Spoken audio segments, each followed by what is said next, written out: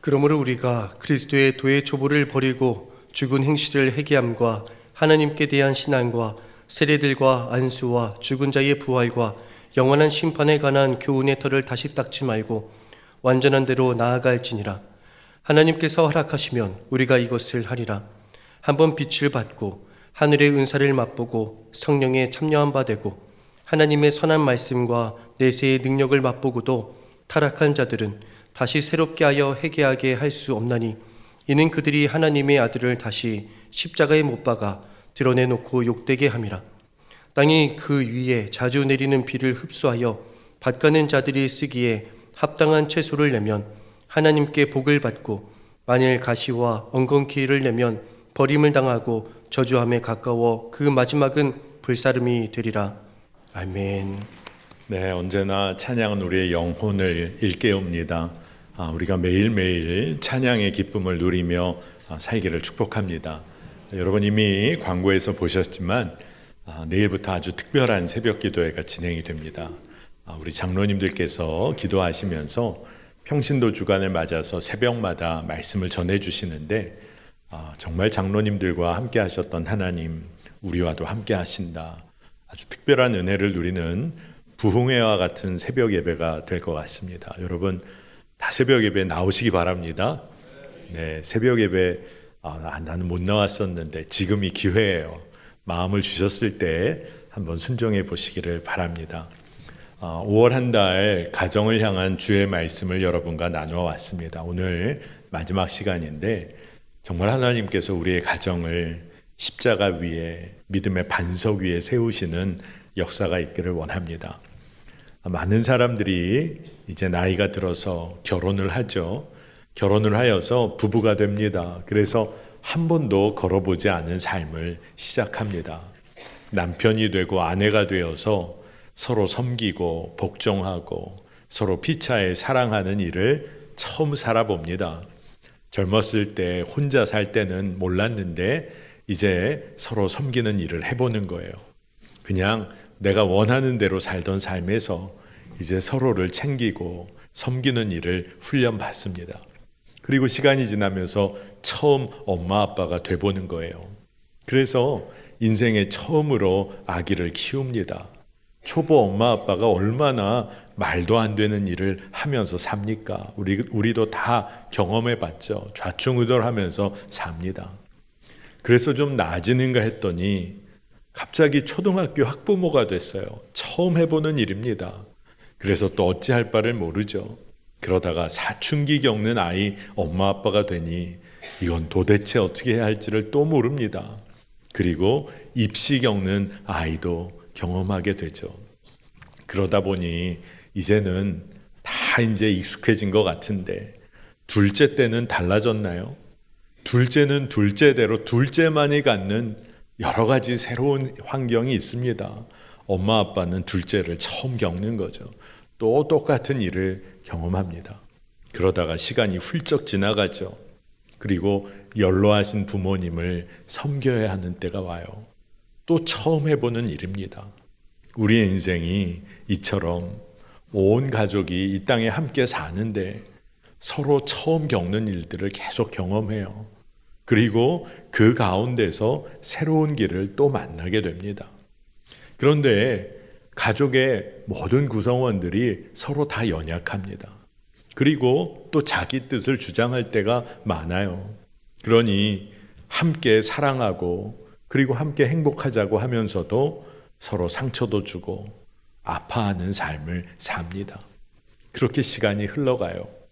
여러분, 모든 가정을 향한 하나님의 계획이 그냥 이 정도에서 머무는 걸까요?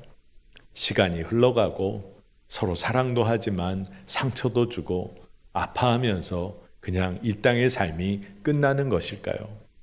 결코 그렇지가 않습니다. 모든 가정은 주님 안에서 누리는 참 쉼과 평강이 있습니다.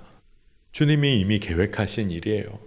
그리고 서로 힘이 되어주고 위로가 되는 관계를 누리게 되어 있습니다.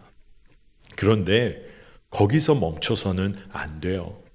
주님께서 왜 우리에게 가족들이 서로 위로하고 서로에게 힘이 되어주고 기도하라고 하시는 걸까요? 그것은 가족 안에 있는 하나님의 계획이 있기 때문에 그렇습니다. 예수님께서는 가족에 대해서 말씀을 하시는데 가족을 단지 혈육으로만 말하지 않으세요. 마가복음 3장 35절을 보면 주님의 누구든지 하나님의 뜻대로 행하는 자가 내 형제요 자매요 어머니이니라. 아멘. 오늘 말씀을 보니까 가족은 하나님의 뜻을 이 땅에서 함께 이루어가는 한 팀, 한 몸이라는 것입니다. 그러니 혈육의 관계도 맞지만 주님의 뜻을 함께 이루어갈 때 진짜 가족이 된다는 거예요. 하나님의 뜻을 이 땅에서 이루어가기 위해서 익숙하지 않고 그리고 새로운 길을 가족들은 함께 걸어가야 합니다. 그러니 서로에게 힘이 되고 위로가 되어야 할 이유가 있다면 남편과 아내가 함께 세상을 거스르며 하나님의 나라와 의를 위한 사명을 향해 달려갑니다. 그러니 서로에게 위로와 힘이 되어주어야 하는 것이죠. 단지 내 남편, 내 아내로만 바라볼 일이 아닙니다. 하나님 나라 향해 달려가는 사명자로 서로를 바라볼 수 있어야 돼요. 부모와 자녀도 함께 하나님의 뜻에 순종하는 동료가 되는 것입니다. 그래서 이런 의미에서 모든 가정은 믿음 안에서 자라나야 합니다. 성숙해져야 합니다. 처음 가정을 꾸리고 그냥 그저 있는 그대로의 모습이 아니라 가정이 성장해 나가야 합니다. 여러분, 생명이 있는 존재는 모두가 자라납니다. 가정도 마찬가지예요. 하나님이 주신 생명, 그 생명이 가정 안에서 자라나야 합니다. 여러분, 아이가 태어나서 자라날 때 이제 걸음마를 막 해야 할 때 아이가 걷지를 않으면 아마 부모님들이 다 걱정할 겁니다. 말을 배우고 그리고 말문이 터져야 할 때 아이가 말을 안 하면 부모님들이 걱정하실 거예요. 왜냐하면 때를 따라 아이들이 자라나야 하기 때문에 그렇습니다. 여러분, 학교를 아이들이 가기 시작하면 정말 많은 것을 배워옵니다. 새로운 관계를 경험하고 그리고 관계 가운데 섬기기도 하고 사랑하고 사랑받는 법을 아이들이 배워요. 잘 커나가고 있는 것입니다. 우리의 몸과 마음과 영혼이 자라나는 것처럼 가정도 자라나야 합니다. 우리 가정이 믿음 안에 성장해 가야 하는 거예요. 생명을 흘려보내는 가정, 하나님의 역사하심을 드러내는 가정이 되기 위해서 우리 온 가정이 믿음 안에서 성장하고 자라나야 합니다. 근데 어떻게 그렇게 하는 걸까요? 그리고 어떻게 해야 이것이 이루어질까요? 삶의 방향이 분명해야 합니다. 예수님 안에 온 가족이 함께 거할 뿐만 아니라 주님이 주시는 사명을 가족 모두가 함께 붙들어야 하는 거예요. 기억해야 합니다. 예수님께서 부활 승천하시기 전에 사명을 허락해 주셨어요. 이 땅의 모든 백성들을 제자 삼으라고 하셨습니다. 마태복음 28장 19절에서 20절입니다. 그러므로 너희는 가서 모든 민족을 제자로 삼아 아버지와 아들과 성령의 이름으로 세례를 베풀고 내가 너희에게 분부한 모든 것을 가르쳐 지키게 하라. 볼지어다 내가 세상 끝날까지 너희와 항상 함께 있으리라 하시니라. 아멘. 여러분, 너무나 익숙하고 우리가 은혜 받는 말씀입니다. 그런데 이 말씀이 단지 특별한 제자들에게만 하신 말씀이 아니라 우리 가정에게도 하신 말씀이다. 우리 가정에 우리 부모님들, 자녀들 모두에게 주님께서 특별히 말씀해 주신 것이다. 여러분, 이렇게 이 말씀을 받으셨던 적이 있으신가요? 우리 가정을 위해서 예수님께서 제자 삼으라는 사명을 주셨다. 아마 그렇게 생각 못 하셨던 분들도 많으실 거예요. 여러분, 주님 주신 사명이 가정에 있어요. 사명이 흔들리지 않으면 그러면 우리의 가정도 흔들리지를 않습니다. 그러나 많은 가정들이 우리 가족들끼리 행복해지는 삶, 세상에서 잘 사는 일에 몰두하며 삽니다. 우리 가족만을 살피면서 평생을 사는 경우가 많아요. 당연히 여러분, 가족에 대한 사랑과 책임을 다해야 합니다. 하지만 그것을 통해서 우리가 달려가야 할 목표가 진짜 목표가 있다는 것을 놓치면 안 됩니다. 이 땅의 모든 사람들이 예수님을 만나고 구주로 영접하고 그 모든 이들이 제자의 길을 걸어갈 수 있도록 우리 가정에게도 그 사명이 있다는 것을 깨달아야 합니다. 가정이 이 사명을 함께 목표로 할 때 가정은 성장하게 돼 있어요. 디모데후서 2장 4절에 병사로 복무하는 자는 자기 생활에 얽매이는 자가 하나도 없나니 이는 병사로 모집한 자를 기쁘게 하려 함이라. 아멘. 여러분, 우리 가정도 주님의 용사로 군사로 부름받은 자들이 모여 있는 곳입니다. 병사로 복무하는 사람은 생활의 염려에 얽매이질 않아요. 진짜 목표가 어디에 있는지를 알기 때문에 그렇습니다. 사명이 있는 자는 생활의 염려를 뒤로 하고 앞으로 달려갑니다. 여러분, 사명이 분명해지면 삶의 문제, 구체적인 생활의 문제는 주님께 다 맡기게 돼요. 그러면 주님께서 주님의 방식대로 살펴주시고 회복시켜 주십니다. 마가복음 8장 35절에 누구든지 자기 목숨을 구원하고자 하면 잃을 것이요 누구든지 나와 복음을 위하여 자기 목숨을 잃으면 구원하리라. 아멘. 여러분, 가정의 문제도 이와 똑같습니다. 내 가정, 우리 가정 이렇게 살면 넘어질 때가 많아요. 그러나 우리 가정 복음을 위하여 쓰임 받는다. 믿고 나아가면 주님이 그 가정을 살리십니다. 회복시키십니다. 지난 주일에 여러분과 나눴던 부부 제자도라는 책에서 이런 이야기가 또 있더라고요. 칼이란 이름을 가진 남자가 결혼을 합니다. 결혼을 할 때 얼마나 행복한 가정을 꾸리고 싶었는지, 그래서 사랑하는 신부, 아내와 더불어 서로 정말 가정을 위해 노력을 합니다. 맡겨진 자리에서 소위 세상이 행복하다고 말하는 가정을 이루기 위해서 열심을 다해 달려가요.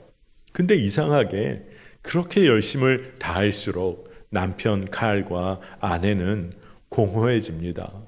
그냥 마음이 쉽지가 않아요. 그러다가 부부가 서로 구체적으로 이야기를 나눈 건 아니었지만 칼을 또 아내가 하나뿐인 아들이 이제 성인이 되어서 고등학교 졸업하고 독립하게 될 때가 되면 그때 이제 자녀 앞가림할 수 있게 되니까 그때 되면 두 사람이 각자의 길을 걸어야겠다. 그냥 그런 마음을 갖게 된 거예요. 그래서 결혼 생활의 부부의 초점은 그냥 아이에게 온통 맞춰졌습니다. 이 아들 하나 잘 키워서 독립 잘 시키고 각자 길을 가야지. 그러던 중에 아내가 주변에서 성착취의 문제로 고통당하는 여성들을 돌볼 기회를 갖게 돼요.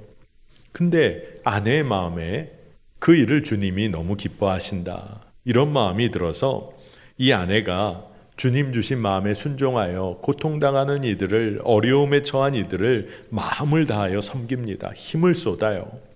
근데 옆에서 이 칼이란 남편이 아내를 보는데 아내 모습이 너무 귀하고 그리고 너무 달라 보이는 겁니다. 근데 아내가 그렇게 애쓰는 마음에 남편도 마음을 그래서 같이 하게 돼요.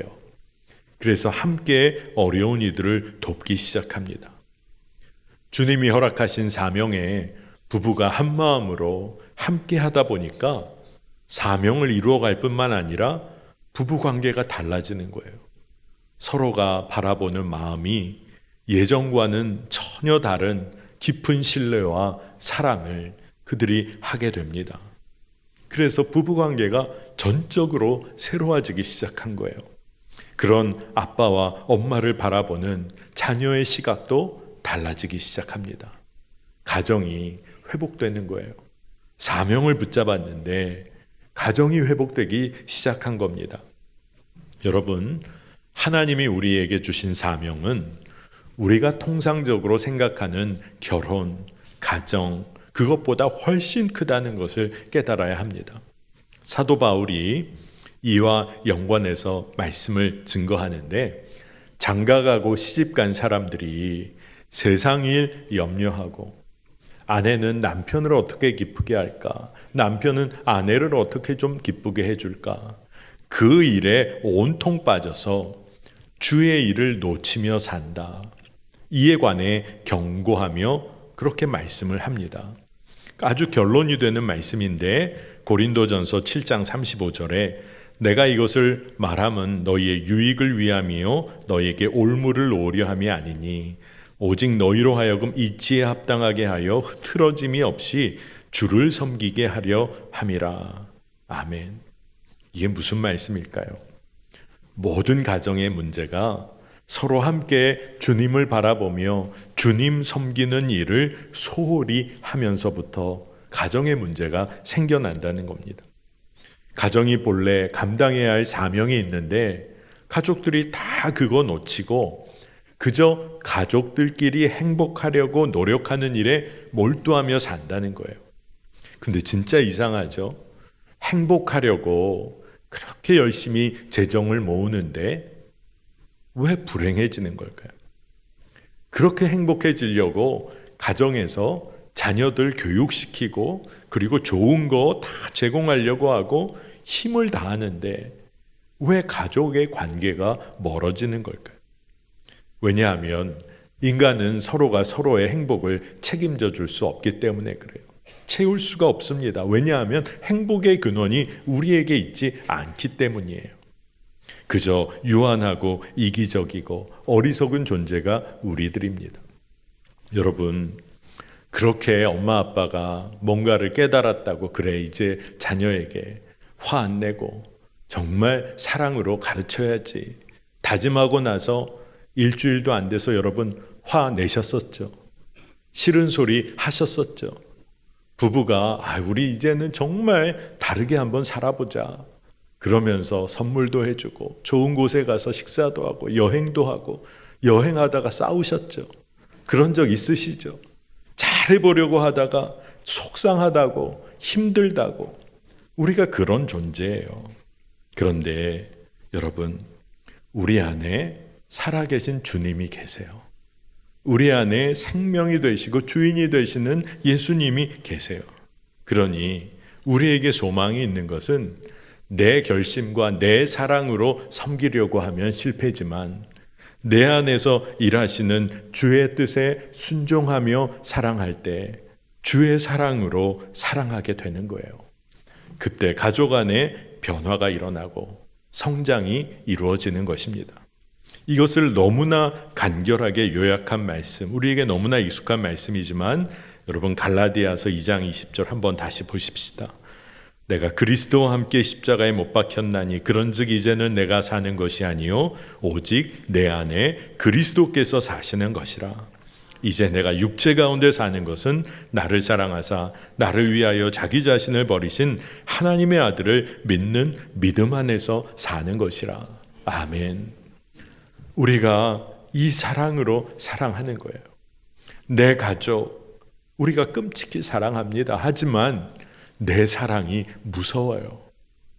속상해질 때가 있고 내가 그토록 사랑했는데 넌 어떻게 그 모양이냐 화를 냅니다. 그러나 살아계신 주님이 우리 안에서 역사하실 때 가족들을 서로 사랑하고 품고 사명의 자리에 함께 설 수가 있는 거예요. 가족들이 함께 주의 뜻을 이루는 일이 너무나 기쁨이 되고 믿음의 도전을 함께 이루어가는 것입니다. 순회 선교단 김용희 선교사님이란 분이 계신데 이분이 하루는 러시아 선교사로 나가 있는 자녀의 건강이 너무너무 심각해졌다는 소식을 한국에서 받게 됩니다. 그래서 그 소식에 부랴부랴 러시아로 비행기를 타고 날아갔는데 그곳 의료진들이 참 어려운 이야기를 하는 거예요. 여기서는 더 이상 어떻게 치료할 수가 없습니다. 우리가 할 수 있는 범위를 넘어섰기 때문에 빨리 한국 병원으로 이송해 가면 좋겠습니다. 근데 한 가지 문제가 비행기를 타고 날아가는 시간 동안 이 자녀가 건강상 버텨낼 수 있을지가 또 염려가 됩니다. 우리가 여기서 최선의 조치를 하겠지만 그 체력이 건강히 버텨낼지, 선교사님이 당장이라도 내일 아침 일찍 떠나야겠는데 마음속에 혼란이 오는 거예요. 이거 가다가 잘못되면 어떡하나? 그러면 여기서 남아 있어야 되나? 여기 있으면 안 된다고 하는데, 그러면서 밤새 기도하기 시작했습니다. 아버지의 마음이 얼마나 간절했겠어요. 밤새 기도하는데 주님 주시는 마음이 깨달아져서 기도가 평강 가운데 맞춰지고 한국으로 데리고 가기로 결정을 한 거예요. 근데 기도하면서 주님으로부터 받은 마음이 아버지와 함께하는 여행, 가장 안전한 여행. 아버지와 함께하는 여행, 가장 행복한 여행. 이게 마음속에 너무 분명히 붙잡아져서 이송을 결정하면서 육신의 아버지와 함께 가니 든든할 것이고, 그것을 넘어 우리의 주님이 함께 해주시니 걱정할 것이 없구나. 그러면서 믿음으로 반응했다는 겁니다. 여러분, 가정에서 가족들이 서로를 통해서 살아계신 하나님을 만나야 합니다. 하나님이 우리 가정에 함께 하신다. 온 가족이 그것을 붙잡고 함께 예배하는 공동체로 굳건히 서야 돼요. 믿음의 도전을 가족들이 함께 이어가다 보면 서로가 서로를 격려해 줄 수 있어야 합니다. 믿음의 이야기를 통해 격려해 줘야 해요. 여러분, 자녀가 믿음의 도전을 이어갈 때 부모는 어떻게 해야 될까요? 세상의 이야기 들려주는 게 아니라 믿음으로 축복해 줘야 합니다.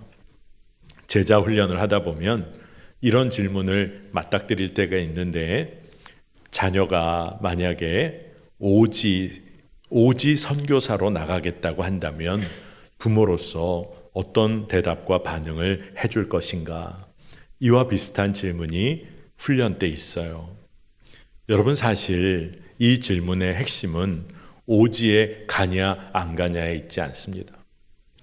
여러분의 자녀가 어느 날 갑자기 어머니, 아버지, 저 아프리카 오지로 선교사로 가겠습니다. 여러분 어떻게 반응하시겠어요? 그것만은 안 된다.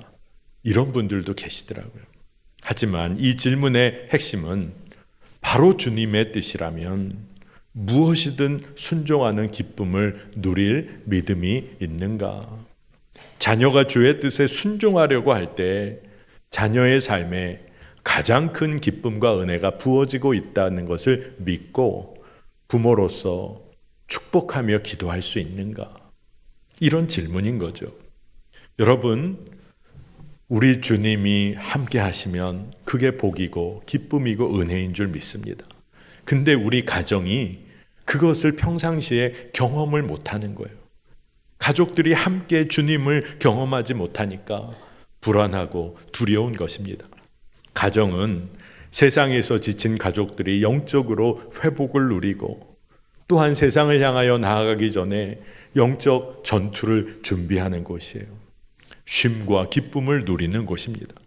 그런데 가정에서 회복을 누리고 세상을 향하여 담대히 나아가야 하는 그런 가정인데, 세상에서 너무나 당연하게 세상이 말하는 이야기들만 가정에서 서로 이야기하고 그게 좋은 이야기라고 말하고 있다면 우리가 얼마나 어리석은 삶을 살고 있는 것입니까?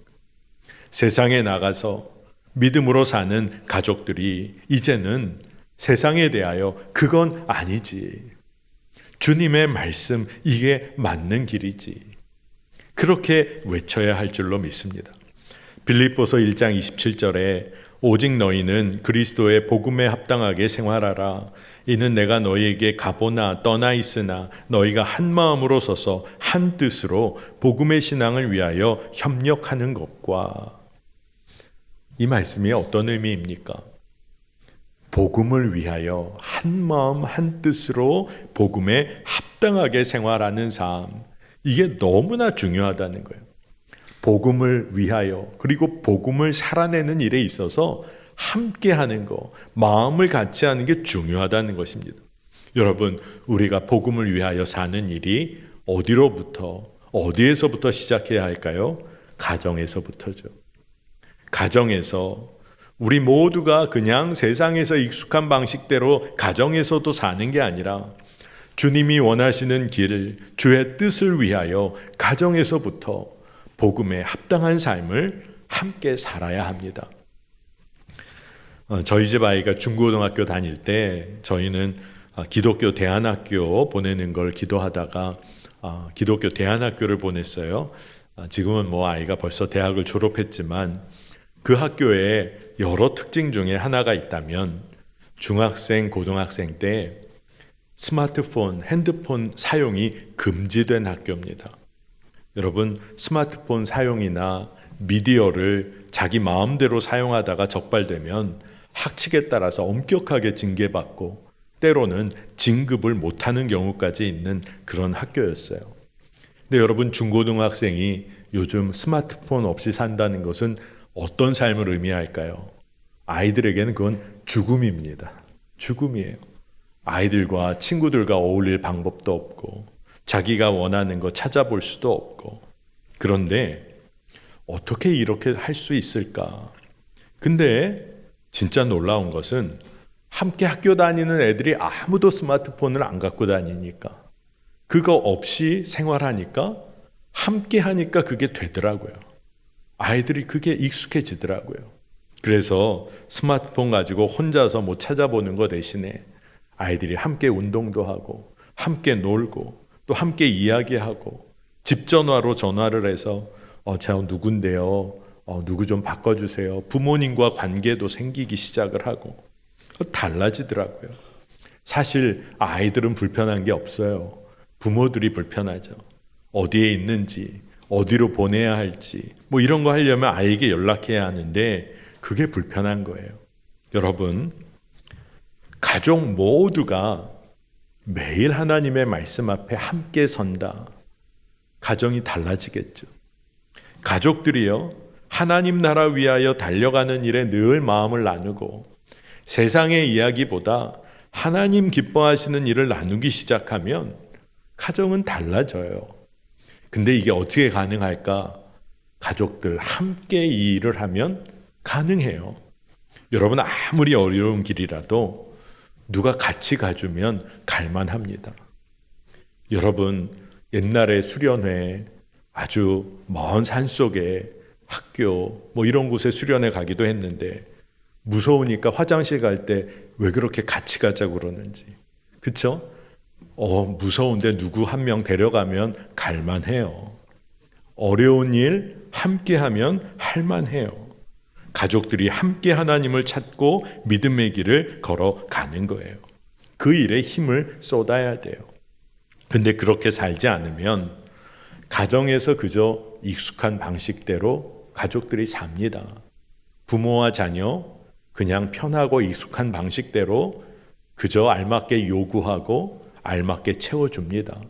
부부도 그저 좋은 게 좋은 거고 서로가 그냥 알맞게 적당하게 그냥 세상 즐기며 삽니다. 그러다가 시간이 휙 지나가요.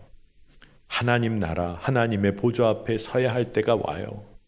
여러분, 두렵고 떨리는 일입니다. 여러분, 우리가 사회에서 맡겨진 일 감당해야 할 때가 있죠. 그런 일을 하면서 우리는 또 성실하게 살아야 합니다. 그런데 가족을 향한 책임, 또 사회에서 감당할 책임을 열심으로 감당하지만 왜 그렇게 지치게 되는 걸까요? 아마 가장들이 사표를 이 가슴속에 품고 다닌다는 얘기가 나올 정도로 쉽지 않은 삶이 있어요. 그런데 여러분, 같은 일을 해도 주님의 사명이 분명히 붙잡아지면 삶이 달라집니다. 몸은 피곤한 것 같았는데 그 다음날 일어날 힘이 있어요. 내가 하는 이 일을 통해 주님이 어떠한 일을 하실지를 기대하며 일어나게 됩니다. 새로운 꿈을 꾸게 돼요. 가족들이 이 일에 한 마음이 되면 어떻게 될까요? 여러분, 우리가 시간이 나서 호숫가에, 아름다운 호숫가에 한번 놀러 가게 됐다. 그러면 아마 경치만 보는 것도 아주 즐거운 일일 것입니다. 하지만 조금 더 용기를 내보면 얕은 물가일지라도 거기서 물놀이도 하고 즐거운 시간을 보낼 수 있을 거예요. 그러다가 호수를 더 즐기려면 작은 배, 조그만 조막배를 타고 앞으로 나아가서 호수 중심으로 나아갈 수도 있을 거예요. 그리고 사방으로 펼쳐진 그 아름다운 모습들을 봅니다. 그러다가 더 용기를 내서 호수 저 건너편으로 나아가서 거기서 아주 새로운 세상을 경험할 수도 있을 거예요. 여러분, 가정에서 우리가 하나님을 알아가는 일에 있어서 더 깊은 곳으로 성숙해져 가야 합니다. 가정을 통해 주님이 주시기 원하시는 은혜는 놀라운 거예요. 우리가 그 깊은 곳으로 함께 나아가야 합니다. 히브리서 6장 1절에서 2절을 보면 그러므로 우리가 그리스도의 도의 초보를 버리고 죽은 행실을 회개함과 하나님께 대한 신앙과 세례들과 안수와 죽은 자의 부활과 영원한 심판에 관한 교훈의 터를 다시 닦지 말고 완전한 대로 나아갈지니라. 아멘. 이 말씀은 우리가 믿음을 가지고 살 때 처음에 감격을 가지고 믿음 생활을 시작하고 그러면서 우리가 회개하고 그리고 세례받고 그리고 하나님 나라를 꿈꾸고 부활에 대해 알게 되고 심판에 대해 알게 되고 그렇게 믿음 생활을 하다가 그 믿음 다 놓치고 잊어버리고 세상으로 돌아갔다가 다시 믿음 붙잡고 다시 한번 해보려고 하다가 초보의 도, 믿음에 있어서 초보의 삶, 거기서 계속 반복적으로 오고 가는 삶, 이거 더 이상 하지 말고 믿음의 완전한 곳으로 나아가라는 거예요. 믿음의 완전한 곳으로 가족들이 함께 나아가야 합니다. 성장해 나가야 합니다. 여러분, 그렇게 믿음 생활을 하지 않으면 오늘 말씀 후반부에 보면 세상에 우리가 다시금 빠지게 돼요. 우리 가정이 하나님의 아들 예수 그리스도를 십자가에 다시 못 박는 삶, 십자가를 욕되게 할 수도 있다. 이것을 우리가 깨달아야 합니다. 아무런 열매 없는 삶을 살 수도 있다는 거예요. 그러나 우리에게 허락하신 가족들과 함께 주님을 함께 붙잡고 나아간다. 그러면 더 깊은 믿음 안에서 성장할 뿐만 아니라 주변의 관계들 안에서 누리는 은혜가 있어요. 교회를 그저 한 주일에 한 번 오고 가는 신앙생활 아니라 우리 부모가 경험한 하나님을 자녀에게 전하며 우리가 새로운 신앙생활을 시작해야 합니다.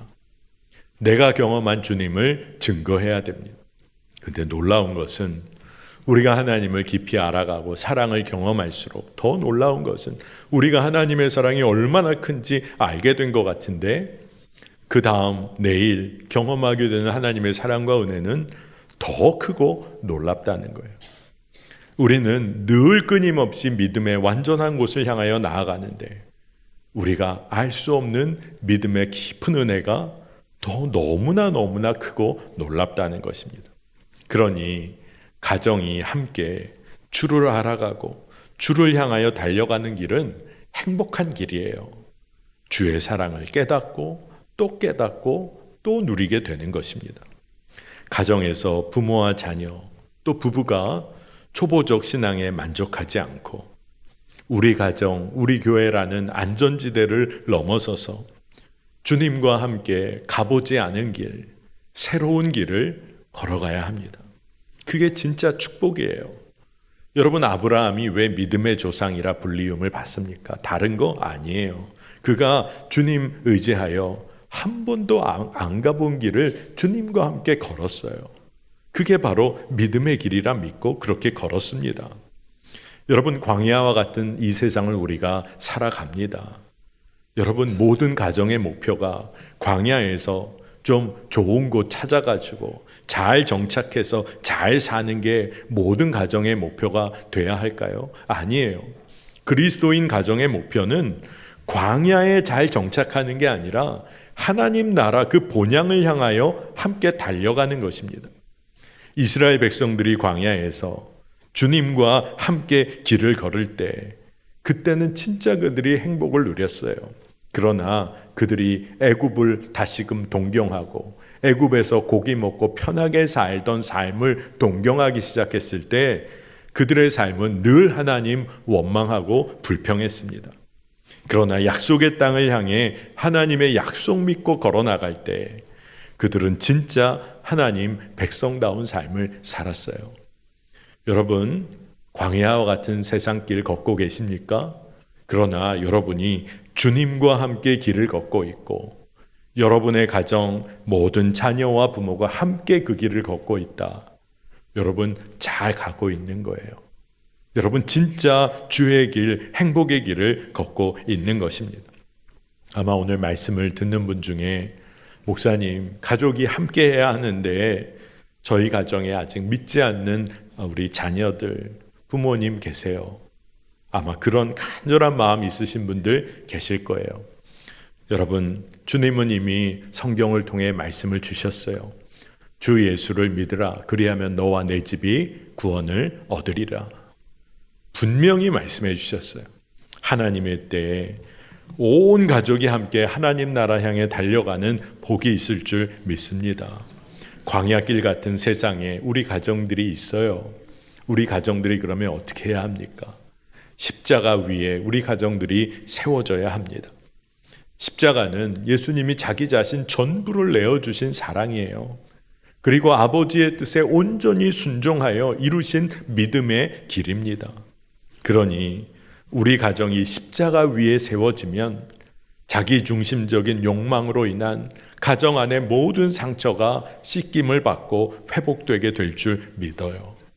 우리가 진짜 믿음의 길, 행복의 길을 향해 달려갑니다. 하나님 나라, 의를 위해 달려가는 거예요. 여러분, 믿음의 아버지가 되시기를 축복합니다. 여러분, 믿음의 제사장으로 가정에서 우뚝 서게 되시기를 축복합니다. 기도의 어머니가 되세요. 여러분, 가족을 위해 기도할 뿐만 아니라 열방을 품고 기도하는 기도의 어머니가 되시기를 축복합니다. 아내와 남편이 우리 한번 잘 살아보자, 그거 넘어서서 주의 사명 붙잡고 달려가는 한 팀이 되시기를 축복합니다. 우리 자녀들이 부모님과 함께 믿음의 경주를 달려가면서 사명자로 부모와 자녀가 함께 서는 거예요.